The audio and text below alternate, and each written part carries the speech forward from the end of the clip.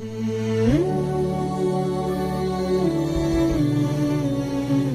5 or 6 a.m., depending on the seasons, Fajr Salah has arrived and is on its way to soon expiring. Within 100 minutes, an hour and a half.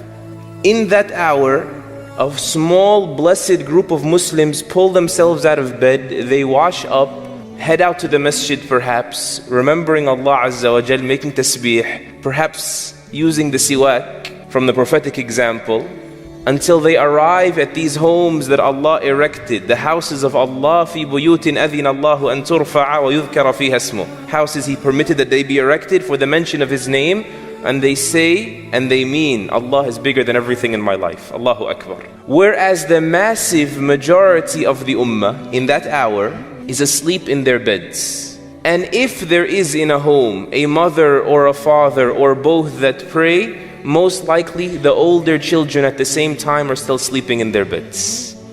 Fajr time has now expired, the Fajr is over, and now it's time for school or work. All of a sudden, the house bursts with life, bursts with activity. The alarms are going off like they're sirens. Like people have to run for the bomb shelters, and the hallways get crowded, make lines in front of your bathrooms. And even if you go to Muslim countries, even the streets will tell this story. A moment ago, an hour ago, they were silent graveyards. All of a sudden they're buzzing. Traffic in the streets and people cutting each other off and honking horns, and there's coffee lines. These 2 hours tell a great deal of the story about the condition of the Muslims with regards to their deen. You know, there are many parents out there, many mothers and many fathers that wish that their children pray Fajr on time. But that's it. It's just a wish. It stops there. If it doesn't happen, nothing changes. But if you compare it on the other hand, if your child were a few minutes late for work or school, what takes place? Immediately, the tensions rise. And you storm over to their bed and you say and you do whatever is necessary to make sure this child gets there on time. Question, is it wrong for people to be concerned with their jobs, their careers? Is it wrong to be protective of your child's degree and his future? Absolutely not. In fact, it's undeniably Islamic that you consider it wrong to be a burden on society by choice, right? It is absolutely wrong for you to be a burden on the people. That is clear. But how can it ever be acceptable that our work, our career, our schooling that leads up to it, our educations, is greater in our lives than Salatul Fajr? I'm not talking about Salatul Jama'ah, praying in congregation. I'm talking about what has never been debated in the Ummah of Muhammad sallallahu alayhi wasallam as an obligation for the past 1500 years. I'm talking about the super foundation of Islam. I'm talking about what every single scholar in this ummah, bar none, there is no scholar you will ever find among humanity or even in the jinn that has said it is permissible for you to leave Salatul Fajr until its time expires if it's in your hands. If you can do anything about it. So long as you're conscious and you're not a woman who's on menses or postpartum, there's a time for Salah, it cannot be deferred beyond it. As a matter of fact, Ibn Hazm and Ibn al-Qayyim say all the scholars of Islam will also agree that missing a prayer deliberately until its mandatory time expires is the greatest sin by ijma', by unanimous agreement, greater than murder, greater than drinking wine, greater than zina, greater than cruelty to your parents. Do we see it that way? In fact, the only thing they debated over is whether or not leaving salah, giving up salah like this, or certain forms of giving up salah, whether they invalidate your Islam or not. And so after knowing that, please just imagine the scene with me. Imagine what we do. You get up in the morning if you pray Fajr and you tell your son, Fulan, Habibi, Beta, whatever, salah. If we do that much. Come on, salah, Allah yahdeek, may Allah guide you, get up. And that's it. You walk on, cool, free of conscience, no guilt, and you go on with your own personal life.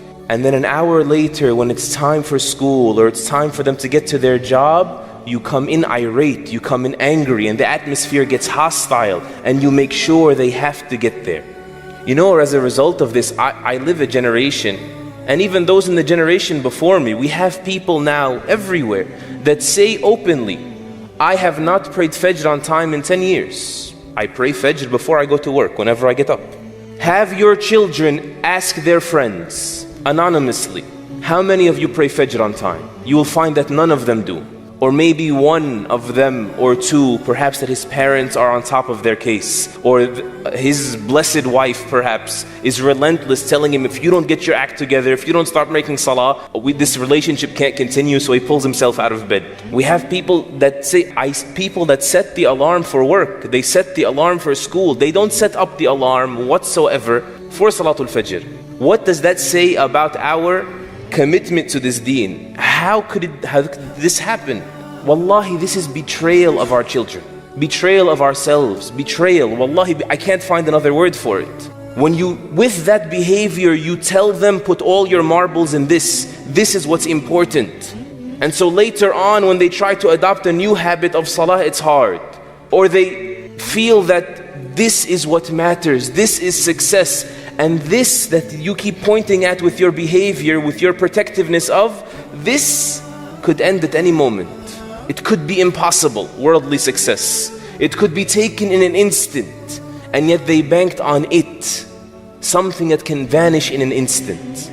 How? How could it be that our school, which is the roadway to our career, became more important, greater in our eyes than Amudul Islam? The Prophet ﷺ called it that, the central column of Islam, because it is that which your Islam collapses without. How could it be that my start time at work, which determines the impression I put on my boss, how my boss looks at me, is more important to me than the pillar of Islam that without it I could be disqualifying myself from Islam? How could it be that my sadness when my pay is docked at work, for not showing up, for not signing in, for not giving it the due time that is expected of me, not meeting expectations, how could my sadness for being at loss with my money, being docked in my pay, be greater than my sadness when I miss Fajr one day? This is a very painful comparison that we need to make, because it reveals to us that in reality, our dunya has become greater in our hearts than our deen. Whereas Salatul Fajr, that hour of Fajr, this is the most honest hour, because it will honestly answer that question: is dunya, worldly gain, more of a priority for me than deen?